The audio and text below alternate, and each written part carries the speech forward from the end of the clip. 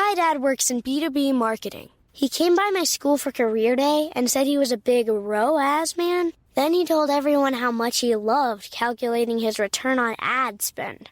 My friends still laugh at me to this day. Not everyone gets B2B, but with LinkedIn, you'll be able to reach people who do. Get a $100 credit on your next ad campaign. Go to linkedin.com/results to claim your credit. That's linkedin.com/results. Terms and conditions apply. LinkedIn, the place to be, to be. Hey, Prime members, are you tired of ads interfering with your favorite podcasts? Good news. With Amazon Music, you have access to the largest catalog of ad-free top podcasts included with your Prime membership. To start listening, download the Amazon Music app for free or go to amazon.com/ad-free podcasts. That's amazon.com/ad-free podcasts to catch up on the latest episodes without the ads. Hey, I'm Ryan Reynolds. Recently, I asked Mint Mobile's legal team if big wireless companies are allowed to raise prices due to inflation. They said yes. And then when I asked if raising prices technically violates those onerous two-year contracts, they said, "What the f*** are you talking about, you insane Hollywood ass?" So to recap, we're cutting the price of Mint Unlimited from $30 a month to just $15 a month. Give it a try at mintmobile.com/switch. $45 up front for 3 months plus taxes and fees. Promo rate for new customers for limited time. Unlimited more than 40 gigabytes per month. Slows full terms at mintmobile.com. Surviving Reality contains explicit content full of snark and sarcasm that may not be suitable for all audiences. Listener discretion is advised.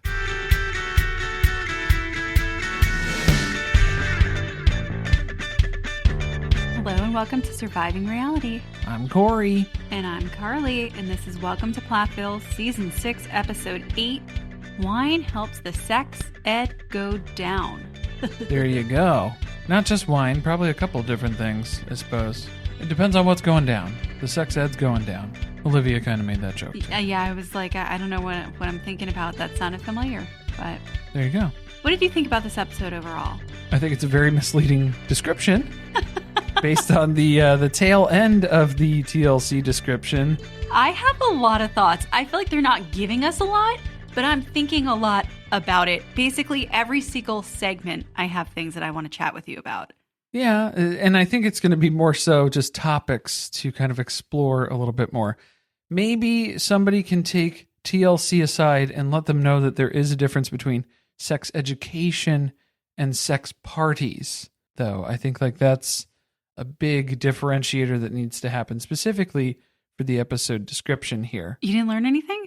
Well, so here's the thing. Let's go through the TLC description for this one is, while Micah and his girlfriend embrace their future together, Ethan returns to the farm and gets real about some of the ways he and Olivia went wrong. Moriah talks music and heartbreak with her bestie, and Olivia and Lydia Grace rebel against their roots and host a sex party. I have a different episode description. Okay, great. So yours came from the Max app. Mine came from TLC.com, and it says Olivia and Lydia Grace host a sex ed party. Okay, so they did edit that.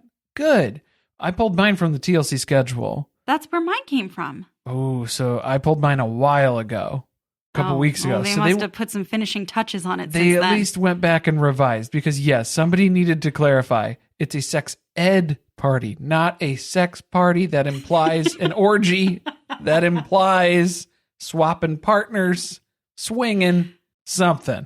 Glad we got that out of the way. Speaking of swinging, this is an early announcement, but we are going to be covering The Secret Lives of Mormon Wives, which is going to drop on Hulu on Friday, 9/6.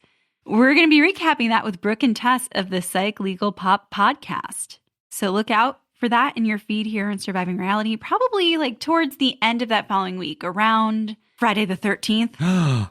Say it ain't so, but probably, yeah. Is it going to be scary enough for Friday the 13th material? Maybe. Yeah, I feel like it's going to be traumatic enough of an experience for all of us to share. All right, I do have an episode description rewrite, so are you ready? Yes, let's go ahead and hear that. I know you already know I'm excited about it because I was giggling to myself as I was writing it. Incessantly, like one of the live, laugh, love children on the Plath farm. I find that insulting, but okay, it's accurate. That's what was happening. Micah continues to exhibit signs of Stockholm Syndrome. Ethan misses the mark while processing his divorce. Olivia mistakes sex ed for trauma therapy. Moriah eats another tube of lipstick. That's all that I'm going to write. That's all of Moriah's content now. It's just Moriah with lipstick on her teeth. There's nothing valuable or interesting coming out of the parts of the show that she contributes. It's just her consuming tubes of lipstick. I thought you were going to say out of the parts where the lipstick goes. Nothing coming out. Do you think it's a Chapel Roan character that she's doing with the lipstick on her teeth? Do you think Chapel Roan was inspired by Moriah Plath? I highly doubt it. No, you don't think she's ever seen this show? I don't think so. No, I don't think that Moriah is doing it intentionally, if that's where you're going with this. It's not part of her well-developed musical character. Is that the right way to put that? It's a stage. A stage. There you go. Persona. Yeah. That's ironic for two people who have stage names. Well, not so much a stage name as it is an alias. All right, so we did one announcement. What else have we got? You can subscribe to our YouTube and our TikTok channel at Surviving Pod. Check us out over there. We're still making stupid memes on TikTok, but also breaking news a little bit there too for some of the Sister Wives stuff. If you like what you're hearing on the podcast today, be sure to swing on over to patreon.com/survivingpod. You'll get access, early access, and ad-free access to our episodes. Not only this episode that you're listening to right now, but also our archive, hundreds of episodes of Sister Wives, Let's Talk About It episodes. Where we talk about all kinds of different things. Many different shows. You never know what you're going to get. It's a poopery. A poopery of, a whole hodgepodge of stuff. We just most recently covered Love Off the Grid, which that was quite an experience. We did go back and binge through the first season as well. Obsessed with it. When season 3 comes, I'm telling you, it's happening on this feed. Ready. We're ready for it. I think we're ready. Ready? Are you ready? Are you ready for it? Are we ready? Should we kick things off with Micah and Veronica?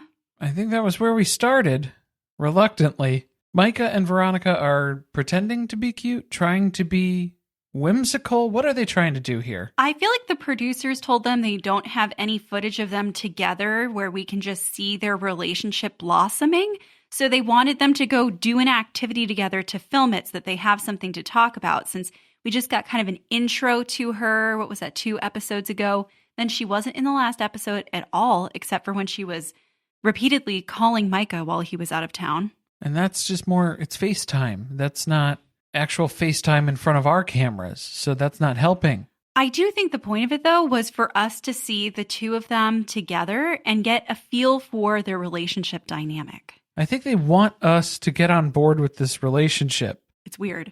But I'm not feeling it. Corey made us rewind it like 4 or 5 times. Is that a word that people use anymore, rewind? It's just one of those antiquated terms that has stuck around because there's nothing else to call it. What would you? All right, we had to rewatch it. Reverse the footage. Scene, because you keep telling me, did you see it? Did you see it? They're so weird. And I was like, no, I didn't see anything. Like, I agree. It's strange. So I am very excited to see all the little things that you caught in this. I think that Veronica is seeing this as she kind of is highlighting the differences between them. She's got a real opposites attract mindset. And that seems to be what she's sticking with. That is the basis and the foundation of this relationship. That is what makes this work, is that we're so different that we complement each other so well. There's a counterbalance that happens. He's open. She's closed. He's got golden retriever energy. Look how quirky that makes us. It makes me quirky by proxy.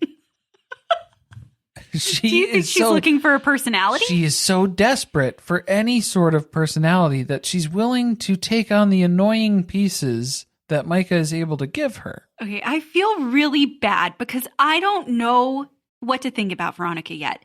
I'm worried. I see red flags. But then I feel like they come from some deep-seated issues within herself of insecurity. And so I don't know that I want to make fun of them, but then I do really want to make fun of her. So I'm very conflicted. I'm holding back, respectfully holding back until I get a good read on her character, because I don't know. But if we get to a point where she wrongs us in any way, There will be hell to pay. You're going to unleash on her. I'm going to have it saved up, stored up, ready to go. I have a lot of thoughts, but I'm holding back. I'm going to let them simmer a little bit. We got to see some more interactions. There are red flags, though, just based on the interactions that happen. There's enough to be concerned about. She's bringing up the height difference, okay? I didn't bring up the height difference. She brought it up. She's talking about it. The way she's talking about it, though, is she's immediately telling the cast and crew on set in front of the camera, it's not a big deal, though. It's a non-issue. It's something that doesn't matter. Then why are you talking about it so aggressively? Well, I feel like they asked her about it, but I think it does matter because in every scene that we had of them that was cut away where it was just the two of them talking together, she kept kneeling down a bit so that it looked like their heads were at like an even level, that they were the same height. And I'm like, but you are trying to make it look as though you are the same height. Okay, I don't think I could agree with the term kneeling down because that's really unfair. Okay, let's be careful here. We're towing the line. It's a thin line, Carly. We got to be careful. Hunching a little bit. She's not that much taller. She's a little bit taller. Okay, yeah, she is. There's a curvature that's taking place. Okay, this is what I don't like about it. I want her to be confident and embrace her height and just be like a beautiful Amazonian woman. But that's not what she's doing. And I cannot believe that Micah Plath is able to deal with that. I feel like he has such a small ego anytime that his masculinity is in any way challenged that I am shocked that he is not worried about her being taller than him. And I would argue that it does bother him, but he tells her that it doesn't. Okay, why do you think that? Did you see something that made you think that, or that's just an assumption? No, that is a complete assumption. It's a shot in the dark.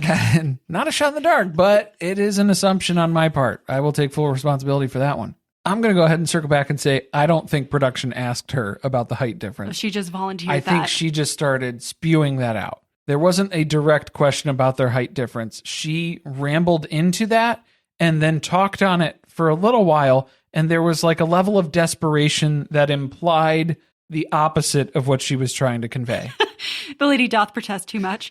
But I think you're right because she's not very good at this yet because we've seen her in a couple of instances where they ask her a question and she repeats the question back before she answers it, which I know they kind of coach you to do when you do these things. You have to do that because then you can't include the producer asking the questions. Oh, they do that on the show all the time. I know. You're not supposed to. Like for documentary purposes, though, it just makes it easier so then that way you can piece these things together as if this is your own thought that you are formulating, even though you've been asked a question. You're rephrasing the question back to the producer. Well, none of them are good at that. I don't think she has to worry. The bar is not high on this show. If they're cutting in the producer, including the questions, it's because the person who they're interviewing is really bad at repeating the question back and rephrasing it. What was bothering me was when we were watching season 1 of Love Off the Grid, they were cutting in the producer questions when there were answers that were being reframed. So that was really annoying to me. Just addressed it twice. It was superfluous question asking from the producers that was included there. I guess they both think that they're very different people because Micah goes on to say that when they ask for kind of like his side of the story. But then he goes into this really weird explanation of what those differences are. She's a little bougie, which I think that we've seen. We've got a lot of designer handbags and sunglasses, and she likes her things. She likes electric vehicles. Okay, I thought that was strange in particular. Very particular. Electric vehicles. She's bougie. She likes electric vehicles. Pink. I think he means the color pink and not the singer pink, even though maybe the singer pink could be mixed in there too, because then he starts rattling off Paris Hilton and Taylor Swift, other celebrities. I think he meant the color pink. That was the imagery that they were showing there. Paris Hilton. What year is it? It does seem like Paris Hilton is her icon, though. What year Paris Hilton? What version of Paris Hilton? The fake character that she gave us around The Simple Life? Early 2000s? Or are we talking about like the reality series that she did with her mom more recently? I think that's still on. That's on Peacock. What have we seen, though, from this family when they're challenged with someone who's a bit different than themselves? Does it work out? Not great. It didn't work out very well for Olivia, I don't think. But this is what's confusing. This is what I don't understand about Veronica. Veronica seems to have her life in order. Very much so. She's professional. She has her own career. She has her own house. She's selling $60 million listings. So based on her home, she's probably paid that off in cash on one commission check from the houses that she's selling. I think she's doing okay. So what is it that is drawing her into this relationship with this man? Oh, I think she thinks Micah's hot. This is the hottest guy who has ever shown an interest in her. And we have to remember, we forget how old these people are a lot of the time. They're 22. She's young. She is young. Do you think she was going after, there's kind of she's 25. Oh, she's Wait, a little older. so he's 22? He's 22. And she's 25. So is there like she's taming him? Like Micah is a wild stallion and she has to break him? And that's the challenge? That's what she's going for here? I really don't think she has that much confidence, to be honest. It's just so strange. I really think that I feel really bad saying this, but she just seems like someone who isn't confident in themselves and that has men routinely feel intimidated by her, whether it's because a combination of her height, her success in her career, the fact that she's very independent in the money that she makes, that perhaps that's something that is difficult, especially for a lot of people in her age group, to feel like, not that they can compete with, but I feel like a lot of guys would feel less than in that situation. And I think that it's probably been hard for her to find someone who's interested in her, and that she has taken that to heart as though there's something wrong with her appearance. Or just internalize that in general, something wrong with her. Right. When it's like you're just out there fucking crushing life and nobody else can hang. that's what I think it is. Again, we don't know her very well, so that's really we're reaching. That's quite a read. We're reaching here, yeah. But it at least would provide a little bit more insight than she likes electric vehicles and the color pink. You know, the girly stuff, as Micah calls it, because he likes the guy stuff of diesel trucks and huge veiny penises. Well, yeah, gender roles. We don't have any issues with those in the Plath family. Last time I checked, Pink Pony Club is for all the boys and the girls. So you can't... Wow, we got 2 Chapel Roan references. Get ready. In one episode. There's more. They're trying to act normal, like a couple in a relationship. I feel like Micah's always aware of the fact that they're being filmed. And so he's trying to set up this cute little thing where they're snuggling on the beach blanket. And she is so self-aware and worried about how she looks that she's like, I don't want to lay like this. I don't like the way, I don't want to lay, this is weird. Also, I'm going to get makeup all over you. This was after Micah was throwing his sandals around the beach like frisbees, too. Oh, I thought he had a frisbee that was his sandal. Those were his sandals that he was chucking around. And they had to argue about where they were going to set up their base camp for the beach day. They don't have an umbrella, so they're not planning on being here too long. No, just 45 minutes. Enough to get a little bit of footage and get out of here. So then we have this bickering that is just the basis of their relationship. Micah likes to explain it as playful banter and teasing, but it doesn't always happen that way. It doesn't come off as playful as I think that he assumes that it is. It was giving Ethan Plath energy, and I hated every moment of it. Well, it was the boundary stepping, because I think that was, when Micah was playfully going to throw her into the water here, recreating something that happened on their second date, apparently. Which she didn't like. She didn't like being thrown into the water, and she didn't want to do it again. And then he's trying to deny that he would have just tossed her into the water against her will. I wouldn't have done that. I probably walked into the water with you against your will. That was okay. I'm just so fun and playful. Impulsive and unexpected. It just made me think back on Ethan not listening to Olivia with not wanting to do donuts in the car. It was giving that. Teach your children about boundaries. Respect body autonomy. Not a lot of that in the Plath family. The weirdest part, the producer question about if they're in love.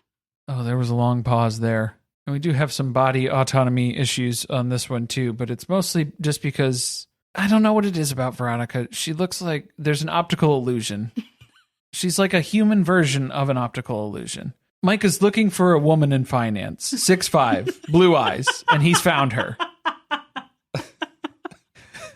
Yes. Well, neither of them want to answer the question, particularly Veronica. So she's like, I'm throwing that one your way, giving you a little humility today. Because I guess normally she says it first, so it's time for him to say it first, but he doesn't really want. Do you think that they say I love you to each other? I think they do. Huh. I feel like he's avoided saying those words on camera. I feel like she's been saying it to him maybe, and then he has kind of quietly been saying it back to her, but now it's on camera, so he has to kind of skirt around this a little bit. We're in real love. It's not all bliss. It's not all good. There's actually a lot of bad, but that's love, right? Love's got a lot of bad mixed in, because that's Micah's experience with love. Not a great foundation. The core example that he's had for love from his parents, not so great. It's always a loaded question. So now they're playing a word game in the sand. I don't know what the PC version of calling this game what it is. I know it as Hangman. I know that that's not what you're supposed to be calling it. I don't know what to call it. I don't know. Well, it's Hangman. Does it matter? Because we don't even see them play the game. A wave comes in, washes it away. Then they argue about who had guessed what letters. And the answer was, I fell for you, is what he wrote. But the answer was, I fell for you, meaning Micah fell for Veronica. I didn't like the way he poked her belly, though, at the end of it. Neither did she. She did not. No woman likes that. No, women are like cats. It was like a Pillsbury Doughboy situation. You don't touch the belly. You don't go for the belly. It's a very sensitive thing. Don't do that. Gonna go for the jugular. You go for my belly, I'll go for the jugular. Careful.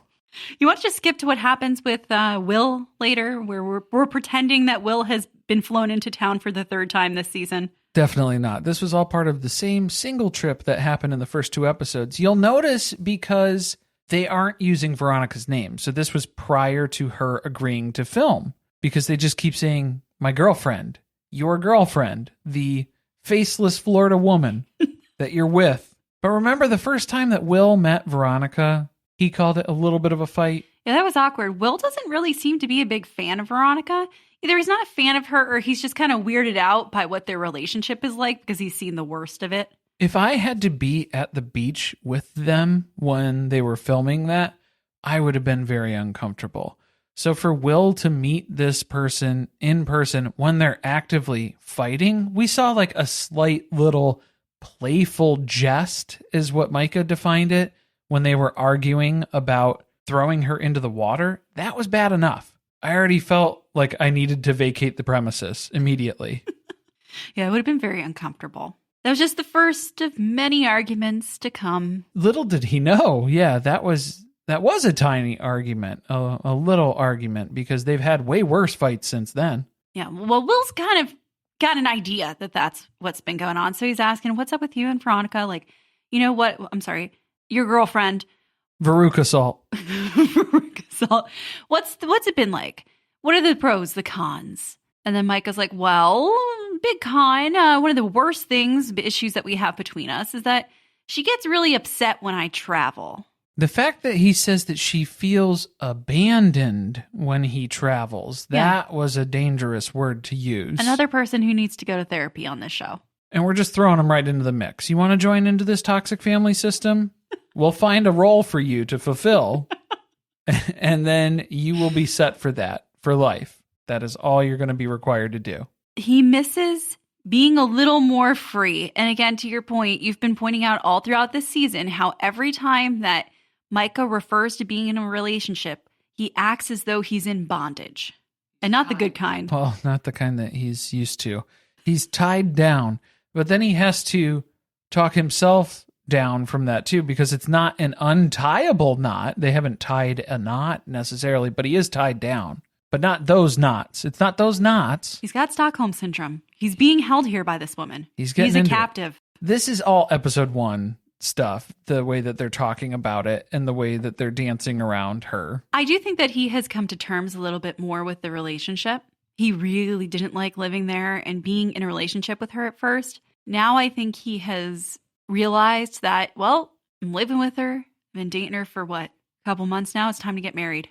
According to Barry, because that's what Barry is pushing him towards. Well, you have to make a commitment. And Micah knows what Barry means by that, because commitment means you better get married. Think the season will end with a marriage? I really hope not. Wouldn't that be a surprise? The way that Mike is talking about how much he misses single life, he's looking at this how he's the only guy in his family who's currently in a relationship right now. I want to point out how strange I think it is that they have to constantly say things like that to clarify the fact that Kim's in a relationship, but like none of the other kids are. Well, aside from Micah, but like, you know, all the rest of us kids are single.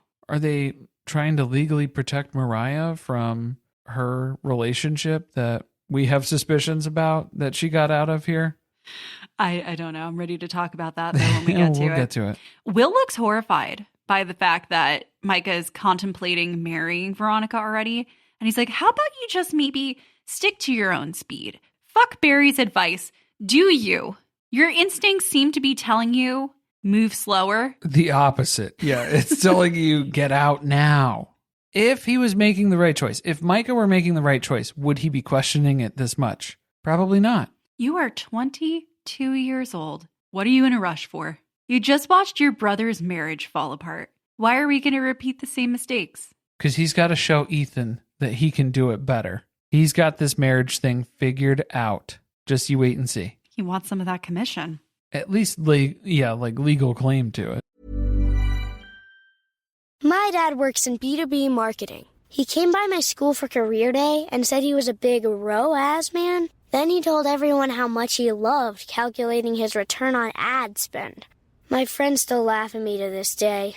Not everyone gets B2B, but with LinkedIn, you'll be able to reach people who do. Get a $100 credit on your next ad campaign. Go to linkedin.com/results to claim your credit. That's linkedin.com/results. Terms and conditions apply. LinkedIn, the place to be, to be. Hey, I'm Ryan Reynolds. Recently, I asked Mint Mobile's legal team if big wireless companies are allowed to raise prices due to inflation. They said yes. And then when I asked if raising prices technically violates those onerous 2-year contracts, they said, what the f*** are you talking about, you insane Hollywood ass f- So to recap, we're cutting the price of Mint Unlimited from $30 a month to just $15 a month. Give it a try at mintmobile.com/switch. $45 up front for 3 months plus taxes and fees. Promo rate for new customers for limited time. Unlimited more than 40 gigabytes per month. Slows full terms at mintmobile.com.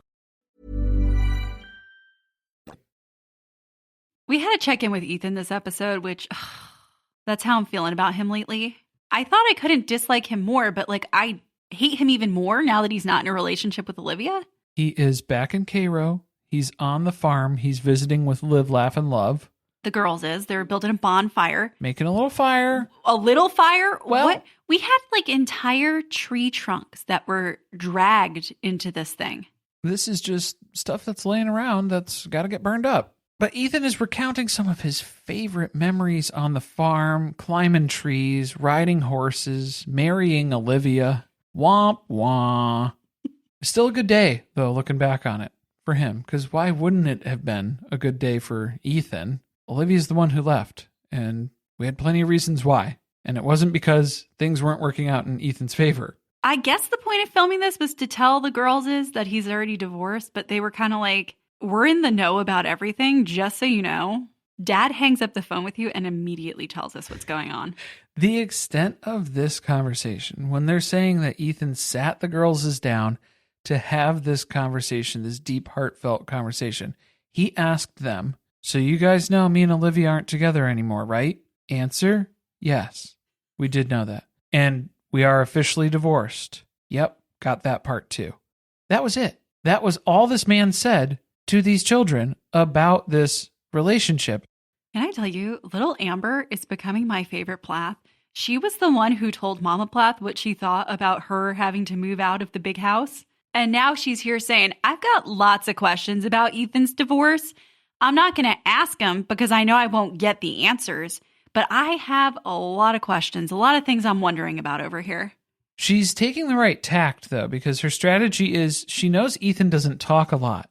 So Amber isn't going to ask questions because then that would just shut Ethan down. So she's just trying to stay as quiet as possible and hope that Ethan's going to volunteer more information. But he doesn't. They just stay silent, sitting and staring at the fire. No, he mumbles about how he wants, I'm sorry, was it like a small horse or something? Not a small horse. Well, a pony? No, not a pony. I can't remember what it was. It was some type of animal. He wants a piece of land, a dog, and a quarter horse. Okay, a quarter horse. Well, that's why I thought it was small. Am I wrong about it? It doesn't mean a quarter of a horse, Carly. It's not like going to the butcher. I'm just going to take I don't want to cut the horse up. I just thought it was maybe like, a bit a smaller. A quarter-sized horse. The size of a quarter that fits in your hand. Hey, these are my animal facts. Should I Google a quarter horse? I don't know what it is. Now I'm just picturing Lil Sebastian from Parks and Rec. Not a small horse. No, it's not. Because that's just... Because there's different types. Because like draft horse, quarter horse, it doesn't mean that it's a type of beer. It excels at sprinting short distances. He wants a racehorse. He wants a fast horse. Okay. Dream big, Ethan. Dream big. Maybe he'll win the Kentucky Derby.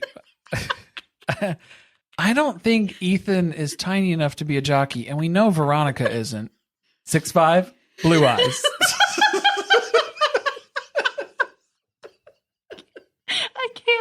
I can't. No lessons were shared. No knowledge that was gained from this. He doesn't tell them anything. He's telling the producers after the fact, I hope that my sisters never have to go through this sort of struggle, this divorce process, a failed marriage. I wouldn't wish that on any of them. But you're not talking to them about anything. You're not giving them any warnings. No, there were no lessons learned from this, Corey. It was all Olivia. Olivia was the problem. And that's the conclusion Ethan has come to. He's been racking his mind about this, about how everything played out and where he has ended up. He didn't even tell the girls is to cook 3 square meals a day for their husbands in order to avoid this turmoil. No, that's not the lesson. No. He's the unamused look on my face when he tried to walk that back this episode. He's trying to set the record straight for us here. He doesn't believe a woman belongs in the kitchen. Just Olivia, I guess. Is that it? It was just Olivia that he was targeting this at? Yes. Well, this is the thing. He tries to say, and does a very poor job of it because he is not good at communicating, is that he wasn't feeling loved at the time. And clearly he thinks that cooking is a form of love. And that was an expression of love that he was looking for from her. Cool. That's why you go to marriage counseling when your wife says, we have issues communicating. And I think that maybe that would be helpful. Or if you told her that. Well, I'm saying it took him this long to understand how to verbalize what he was feeling. He said, and he was saying that like she had stopped cooking dinner and meals in general for him for the past like 2 years or 3 years at that point. I feel like he was making that up. He was just I feel guessing. like it's an exaggeration. Also, okay, but it took you 2 years to finally say something. And then he's like, well, I just exploded. And I shouldn't have blown up like that. But it was like exploded. You said that in the calmest, matter-of-fact way on that couch, that this is the way things are and they're meant to be, that she should be cooking you 3 meals a day. I think this is Ethan trying to save face. It was not a good take. A terrible read. Which, that's fine. Find someone who wants to do that. Here's the challenge. Find someone who wants to do that who's not one of your sisters, though. Because he wants... Who does he want? Lydia? He wants a trad wife. Well, yes. Yes. That's what these girls were trained to be in his family. That was what Olivia was trained to be. And she was like, I don't like this. That's his conclusion, though, was that Olivia didn't like her childhood. And what she decided to do was reject everything associated with that. And so that was the problem. It wasn't an actual issue with himself or his family and the way that they communicate with each other. No wrong on their part. It was just she hated her childhood and she took that out on them. Which is kind of a terrible take. It was just more bad takes, more horrible assessments from his point of view. Because again, that is absolving Ethan of any of his responsibility in any of that. Well, He's putting his everything. family. Well, yes, 100%, because everything is on Olivia. Olivia couldn't deal with this. She had a horrible upbringing. I still value those things because they work heavily in my favor. And so she wasn't okay with that and she couldn't get over it. That's not anything wrong with Ethan. This feels like a Barry Plath motivational speech or two that has come full circle here. Oh, that's where I thought this was coming from as soon as he got to this conclusion and he started talking about it. I was like, this is a Barry Plath-led sermon where he got this information from. Because the ironic thing here is that in this segment, we have Ethan who is doing the things that he loved from his childhood, because now that he is divorced from Olivia, he can look back on his childhood with the fondest of memories because he can only focus on the good memories. And he just blocks out all the bad stuff, the useless drama that he has instilled. Let's forget about that time that we went and confronted Mama Plath because of the lack of education that we had growing up. Overall, great childhood, though. 10 out of 10. Loved it. Would do again. Would raise my children this way. Can't wait to move to Cairo. So it's just funny to see him connecting, because then he's going out and climbing trees with the girls because he's not going to talk about his feelings or talk about the divorce. Even though that's what he said, that was the whole point of this discussion. Whatever. They're going to go climb a tree. Okay, cool. So he's reconnecting with his childhood aspects that he was really fond of. That's exactly what we have Olivia doing this episode too, in her own way. Lydia Grace is still in town. She's only got 2 people to film with. Lydia Grace, well, I guess 3. Lydia Grace, Lily from Central Casting, and then Micah's friends from Central Casting. It's a lot of Central Casting, though. They're heading to a farm today because they're going to cosplay farm life for a little bit. That's the best way to do it. You just get a little taste of it. Get it out of your system and then go back to your studio apartment in LA. There's some aspects of living on a farm and the way she grew up that she misses. She misses being outside and with farm stock. Farm stock? Is that the right term? Livestock? Livestock. Livestock on a farm, probably. But farm stock. Oh man, Carly Animal Facts. I am hitting it out of the park this episode. I don't think that's it, but cows. They want to milk a cow. They want to milk a cow. They want to hug a cow, be friends with cows. Just for a day. And now that Olivia and Ethan are divorced, Olivia feels safe voicing this as a need that she wants to fulfill.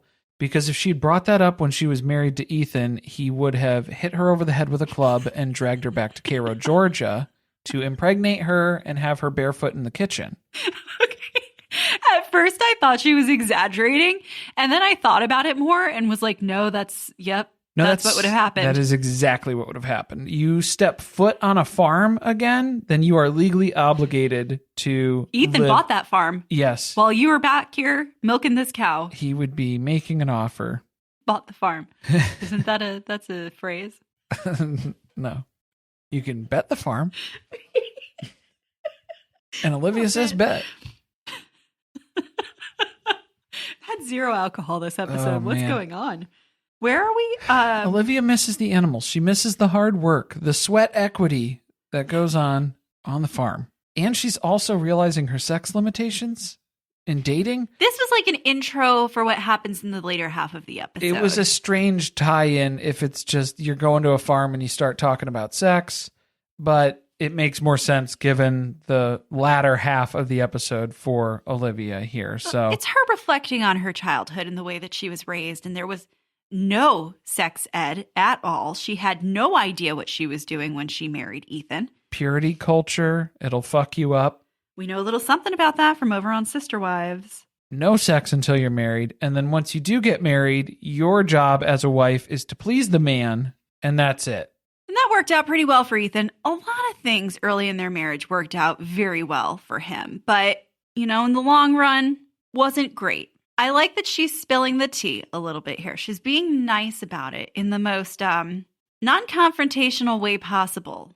But there's not a lot going on in Ethan's bedroom, it seems. Does he know where the clitoris is? Probably not. He doesn't know what to do with that vulva puppet. We'll get to that, though. That'll be for later. Yeah. Where are we? We're still at the cows. We're getting to the cows here. Oh, so, okay. yeah, they're meeting the cows. They're greeting the cows.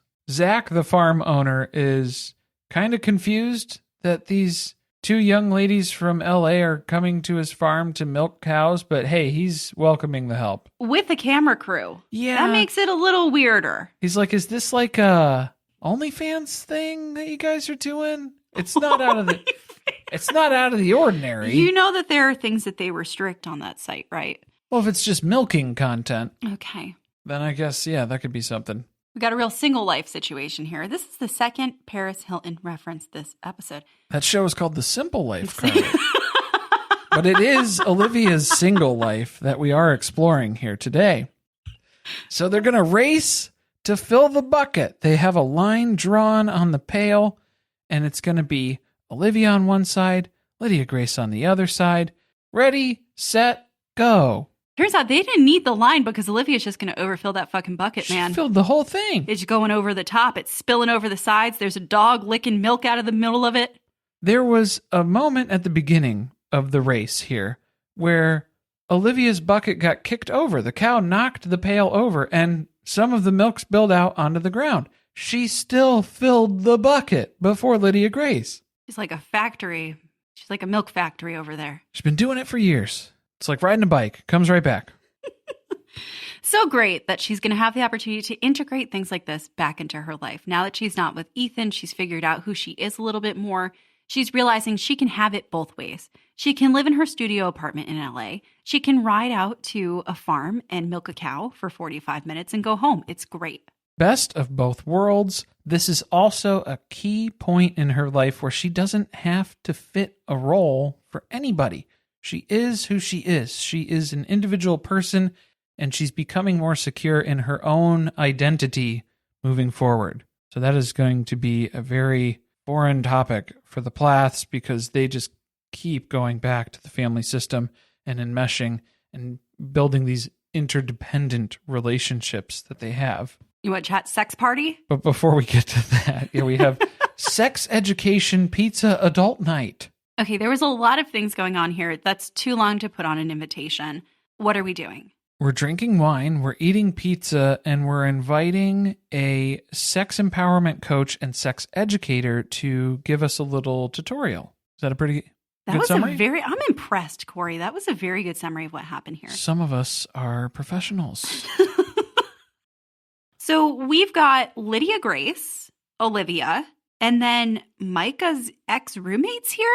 Okay, I feel like they owed this man a meal because they forced him to listen to Moriah Plath's music 2 years ago.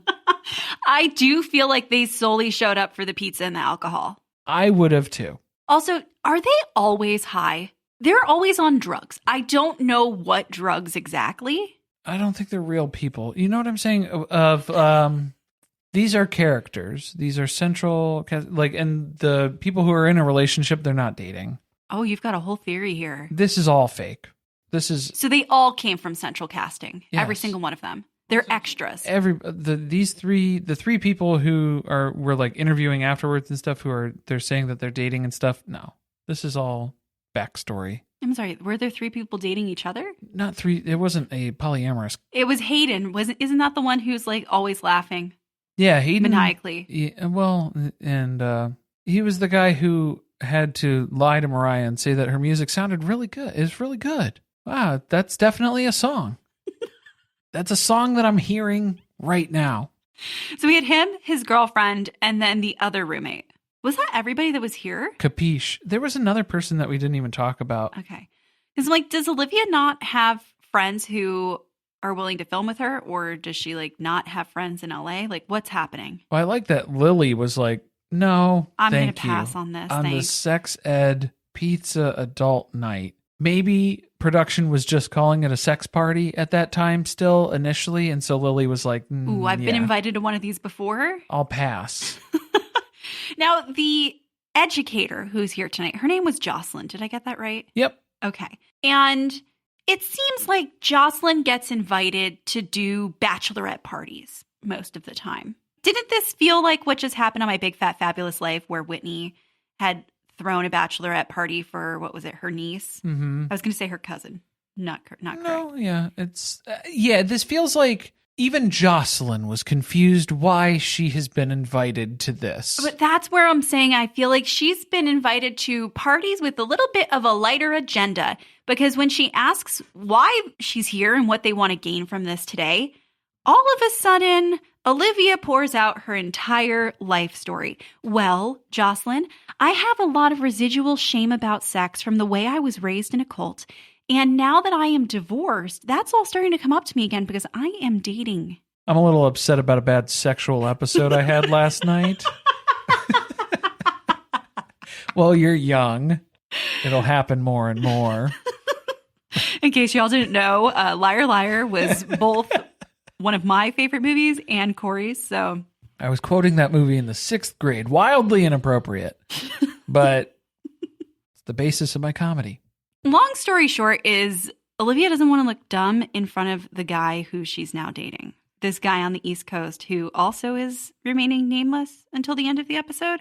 I just loved how when Olivia dumped through that whole huge, long, drawn-out, dramatic answer that she had in front of all of these people at this sex education party, and Jocelyn just went, okay. Anybody else? Anyone else? Who else? Do we have do we have some goals that we can actually achieve something a little in the bit, next 2 hours? Something a little lighter. That's a lot to unpack, Olivia. Thank you for sharing, though. This is where I was like, I think we need to go to trauma therapy. Maybe not have this woman Jocelyn here tonight. Maybe a combination of both. But I think that it was a pretty heavy topic to bring up right out the gate here. Well, it's not part of the journey that you need to be involving all these other people in. Maybe you could have learned some of this and experienced this on your own through a personal development that was happening. So, well, of course they had to film it for the show because that's entertaining. They think that whenever they bring up sex on this show, that it's going to be this really taboo thing and that they're going to have like a really controversial, edgy segment. And it just falls flat every time because we bring out the puppet, the vulva puppet. And it's time for an anatomy pop quiz. The most sensitive part of the vulva. What is it and what is its purpose? No pressure. This is a very sad group because it took them a while to figure it out that it's the clitoris. Hayden had no idea. Didn't know where it was. Well, he knew what it was called, but then he didn't know what it was doing, which is really unfortunate for a lot of reasons. For his fake girlfriend, for his TV girlfriend? Very much so. Capiche ends up getting there. I feel like they just have a room full of people where they've been told that their characters are uncomfortable talking about sex. So they are all kind of trying to answer indirectly. All right. That's the character that they were given and they're trying to channel it, but we're not very good at improv. Is that where they found them? Was this just an improv workshop session? That would explain a lot. The whole hood thing, they did finally start to get something there. They were riffing on the clitoral hood, and that was the point when I said these people are actors. They are absolutely here for content creation. You saw a lot of yes and. There was a lot that was happening in that segment specifically, which made me believe that these aren't real people that we're interacting with on a regular basis. I think we're going to have to go on a little journey and try to find them. Like not in person, online. Well, yeah, that could be fun. Just to clear that up in case anyone got a little nervous. We don't know your real names. I'm pretty sure they're fake. Hayden and Capiche. Right. And the girl who was nameless. I don't know the other one. Dolores Clitoris. I think that was her name. Oh, that was the name of the... No. You had me going. I thought the puppet had a name. You bought it. Oh, that would have been a good name. Dolores. But then that would give it away. The answers to the pop quiz. Lydia Grace is also contributing something that's a heavy topic here. Communication. That's a challenge for her. Well, she opened with a joke. So what is the thing that's holding you back the most from your sexual expression? And her initial answer was the lack of men. But we know from the box of condoms on her dresser that is not true. Not true, Lydia Grace. Not an accurate answer. So we know that one was for laughs. That was the joke.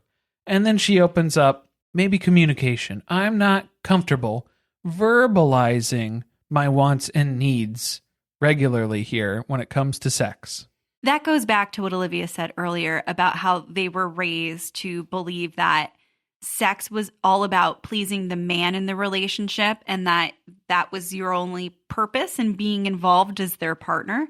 So we're seeing again how purity culture has ingrained itself in them, even though they have left that life experience behind and affects them. Because Jocelyn opens it up to the group. Has anybody else felt that before, where you've brought something up to a sexual partner and it's been met with some opposition or rejection? It's felt like that. And Olivia had to raise her hand because remember the butt stuff? I do. So that was the butt plug when Lydia Grace had her old boyfriend, right? And they were here for Christmas? Or was it a separate incident? Yeah, I think that was when she brought it up because Olivia had basically said that she was interested in exploring that avenue, and Ethan was not particularly excited about that endeavor. We didn't talk about it here, though. She didn't bring it up specifically as that, but that was what came to mind. I feel like there was a lot of missionary going on in that bedroom, exclusively. I was going to say probably a lot of Olivia on top. And Ethan would just lay back and let it happen. You got to let us know if we're right about that. I hope Olivia listens. Well, she did send Mrs. Kickstand a TikTok where she was replicating the smooching. I don't know what was happening. There were some jokes about height, who's taller than each other, Who's taller? and I thought I knew who she was talking about, but 6'5", blue eyes. We had a feeling. We might be wrong. Who knows? But has Olivia had her sexual awakening here? Is this a sexual awakening? Can we call it that? Or is it just like a sexual consciousness that's happening? I feel like an awakening is more of a powerful statement there. I feel like this is just her kind of realizing the normalcy of sex in a way. Well, so we find out her new boyfriend's name. The guy from the East Coast, his name is Brendan. Because you need to know what she's going to be screaming out. During this. It's not Ethan anymore. I don't think she's ever screamed out Ethan's name.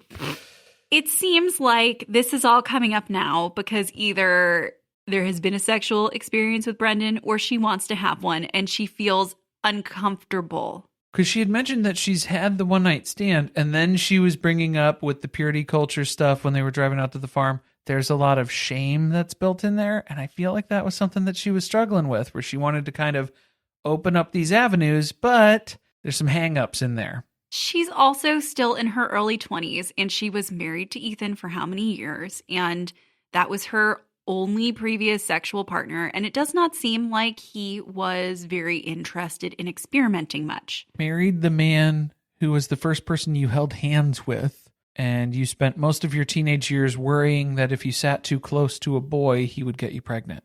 Oh, we have to talk about her clapback on TikTok where she was addressing what Kim and Barry had to say last week in that little, let's pretend that we didn't totally plan everything that we're going to say in front of the camera about how we just knew from the beginning that Olivia and Ethan weren't going to work out. Very interesting development there. Mm-hmm. And she was like, okay, sure, Jan. And then went in to give some receipts about things that Kim had said to her and ways that she was manipulated and feeling like she was perhaps groomed into marrying Ethan.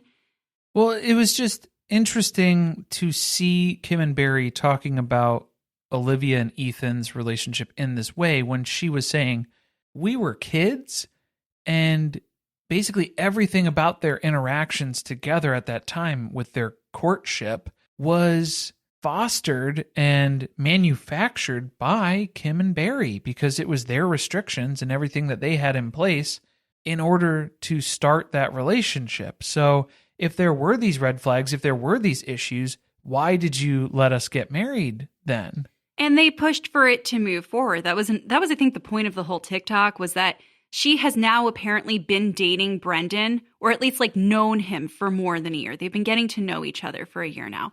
And it made her reflect on the fact that when she had been with Ethan, at the year mark, they were already engaged. So she did not have the amount of time it takes to actually get to know someone before she married them. Hear that, Micah? I think someone needs to send that TikTok to him. We should all start tagging him. 6'5", blue eyes. Not those sounds. We need to tag him in real stuff that's going to be applicable for him. All right, well, a song that is definitely not going to be a trending sound on TikTok anytime soon is whatever Moriah is cooking up. She's still working on that album, guys. I haven't seen it on Spotify yet. We are just waiting for the perfect time to drop this thing. We have another friend from Central Casting. This one's name is Sydney, and she met her at her recording studio, LOLs. In Tampa? I guess that's where she records all her music. Okay. I don't know why. We were talking about this too. It seems like Moriah is just laughing through every sentence that she says now. It's the laughs. Oh, the laughs. She did not used to do that. I don't know if this is because she's just been hanging out with Lydia so much and they're spending a little bit too much time together, so she's kind of picking up on that again. But I miss early seasons Moriah when she was the Eeyore of the family. She was sad. It was just kind She had of a lot of serious things to say. And it was what it was. It was very matter of fact, stating it.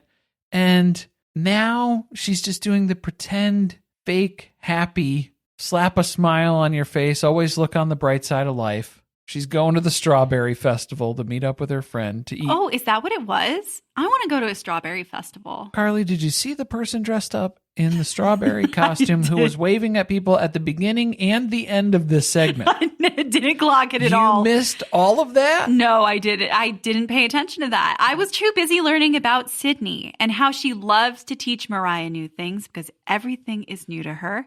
And I was having flashbacks of the Mean Girls. You're like a Martian. I love her. She's like a Martian. We had Regina George energy here. And apparently she's on an all-carb diet too, because they're going to get a cinnamon roll, which Sydney claims is the best cinnamon roll that exists. Untrue, because you can find those at Ann Sather's in Chicago. Yeah, if it's not an Ann Sather cinnamon roll, I'm sorry, honey, it's not the best. Hate to break it to you. Whatever that coffee drink was with the strawberry stuck on the straw, though, I'll be ordering one of those. Because Moriah Plath's entire identity is coffee now. Coffee and Diet Coke, 1,000%. Did she have a Diet Coke too? Or that's just my guess. Add a cigarette and she is Lindsay Lohan. Like 2003 Lindsay Lohan? Yes. That's it. It's in a rotation. In the morning, we have a giant iced coffee. In the afternoon, we have Diet Coke. I feel like Mariah's coffees are the TikToks that I've been getting to, where it's just the grossest orders from Dunkin' Donuts, where it's like 22 packets of sugar and they put it under their 15 pumps of hazelnut. She's got a lot of lost time to make up for. With a little splash of coffee in at the end, because it's not a lot of coffee. You're just drinking pure sugar nectar, you fucking hummingbird. She didn't know who Usher was at the Super Bowl. Had to call Sydney to find out. Who is this? Usher? You don't know? She probably doesn't even know that Lil Jon got the beat to make the booty go. She's going to find that out next week when Kim teaches her her routine for her music video. The choreography. What was the rest of this conversation? Because I can't handle people talking about things, but not actually talking about them. And that's what Moriah has devolved to. Yeah, they were kind of catching up on things, but it's mostly just revolving around it's Mariah's breakup, the heartache, but no details to go along with that. Just vagaries that she's talking about how she loved someone else more than she loved herself, which that's pretty amazing. I was going to say red flags. We don't even address that. They just move straight on from it. Like, the bad part of it was that he turned out to not be who she thought he was. The man that I thought I knew was everything I ever wanted and more. Was she reading a lyric? Because that also just seemed so, like, it didn't have anything genuine to it or feeling in the way that she said it. Do you want to know why the other issue is with this conversation? They had to splice together stuff from, this is just a mishmash of clips of her saying random shit, because they're still dancing around this too. They had her looking off into space off the side with her hand to the side of her when she said, "And that's confusing to me." She wasn't even talking about him. That was from a few episodes ago when she was talking about the whole Olivia situation. Yes, that's when they were meeting up and they had their talk. They think that we don't remember when they used footage like 2 episodes ago. I just saw it. We are experts in that because we watch lots of sepia tone flashbacks on Sister Wives. Please, come on. Don't insult me to present this as new information as fact, please. Is she making this up? I'm starting to get that feeling that she wants to promote this song, and maybe this guy isn't even real. I feel like he's like a George Glass situation because I don't understand what she's trying to communicate to me about what this person did to her. So the obvious answer here is that she was catfished, because that's immediately where our minds go from the Mary Brown situation. So you think like there was no in-person relationship between them? So either it was, we know she's got a terrible judge of character. True. We know that for a fact. That is just the baseline operating procedure for her. So was she tricked in this way where it was somebody who doesn't exist at all? Or was she tricked into having a relationship with someone who probably is married and she didn't know? I have to say, that's my favorite theory that I want to go with. Not that she made him up so that she has content for the show, not that he was a catfish, but that she had a real in-life relationship with this man and that he turned out to be married and she had no idea that she was the side piece. Even though it would be so obvious given the facts to anyone else, where it was like, I just thought I had to go to his apartment at 11 p.m. at night because he worked all day and that was the only time. And then I had to leave first thing in the morning at 5 a.m. because Do you think his wife works overnight shifts? He was allergic to the sun and I had to go to Dunkin' to get a coffee. Oh, I think he had maybe a little Veronica thing going on where he didn't want to be in a public relationship with someone who was on TV. But maybe it was because his wife would find out. We can't advertise this. We have to keep it quiet, Moriah. See, I think the heartbreak was real. He's not made up. So was it an idea of a person who she thought she was getting to know, and then they turned out that they weren't real at all in a catfishing sort of scenario? Or was it this sort of bigger betrayal where I thought there was this perfect man, and it's like, well, he is very great, except for this one other thing. He's already married. Whoopsie doopsie. I want to find out more. I know Barry talked in the preview for the next episode about what an excellent deceiver he is. Well, Barry was saying it more because he's impressed, I think. He's like, taking notes. He's like, look, I've seen Kim at her best, and it was pretty impressive. But if we're being honest, this guy was next level. I'm talking one of the greats. I just thought this was really gross, the whole thing about how she put her whole identity into this person. And that was not at all what concerned Sydney during this conversation. They don't address that it's unhealthy. Maybe we need to grow up and mature a little bit from this experience. The fact that she's talking about she doesn't know how to separate who am I apart from this person who I've been in a relationship with because they become my everything.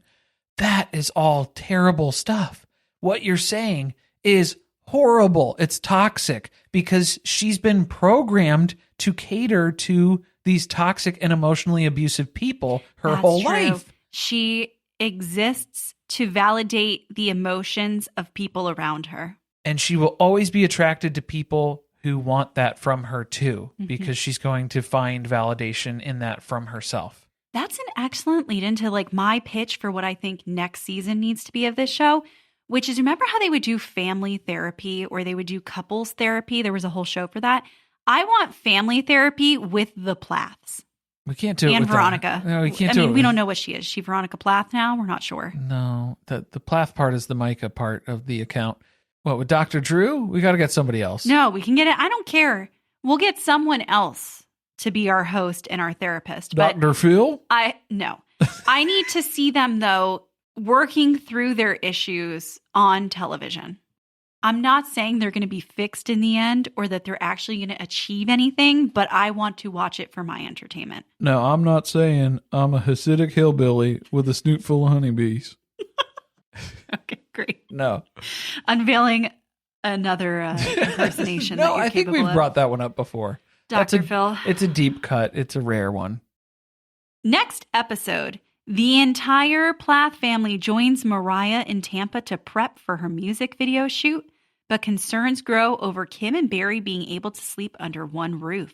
Olivia and Lydia Grace try their luck at speed dating, but no one measures up to a certain someone Olivia already has her eye on. We're just grasping at straws. We're filling airtime for Olivia's storyline, but the Plath storyline looks like it's going to be a shit show. Oh, I'm so excited everybody for it. Together. Yeah, that's going to be good. They're not going to get in a fight, but it's going to be extremely uncomfortable. It'll be backhanded comments back and forth all week or however long it is. I am so ready to see Barry watch Kim choreograph that dance. Putting a foot on a man's crotch.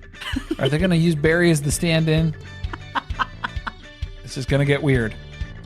Thank you for listening. If you want to support us, the best way to do that is by subscribing to the podcast and leaving a review on Apple Podcast or Spotify. Be sure to chat with us about the episode on our Discord channel by joining our Patreon, patreon.com/survivingpod. Stay tuned, share with friends. See you next time.